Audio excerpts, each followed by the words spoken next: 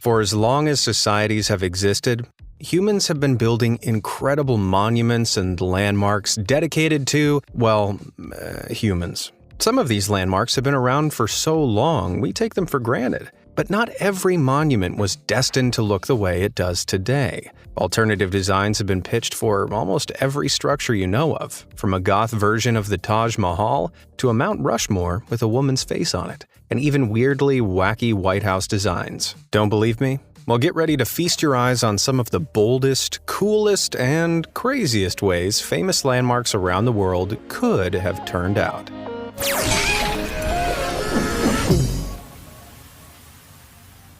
An edgy design.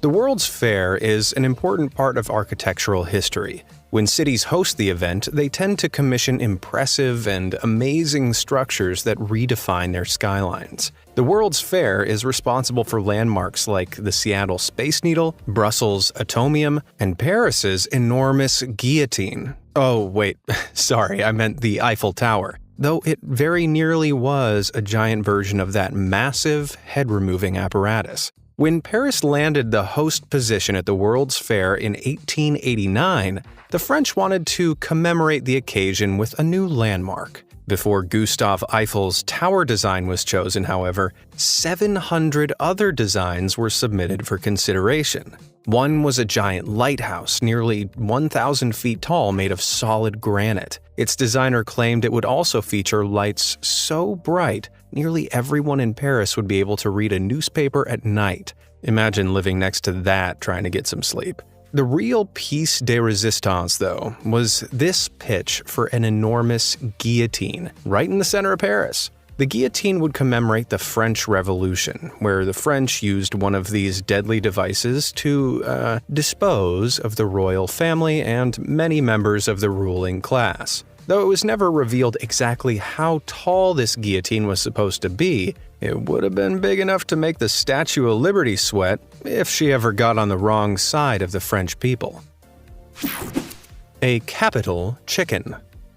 In many ways, the Capitol building is at the heart of American democracy. It's housed Congress for over 120 years. It's where presidents are sworn in and where the laws of the nation are written. But for all that, it almost ended up looking like a fried chicken fast food restaurant. In 1792, Thomas Jefferson proposed an architectural competition be held to decide on the design for the then unbuilt Capitol building.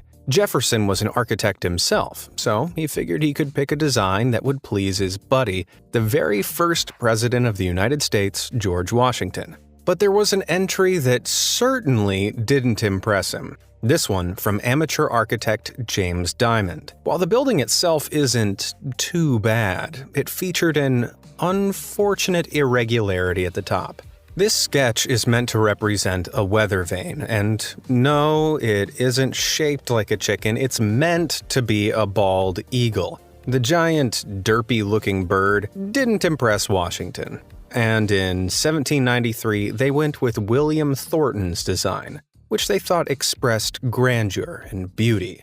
Here's a fun fact for you. When they were deciding what America's national bird would be, Benjamin Franklin championed the mighty turkey. So as silly as Diamond's design looks, it could have been even worse. L'Éléphant de Triomphe.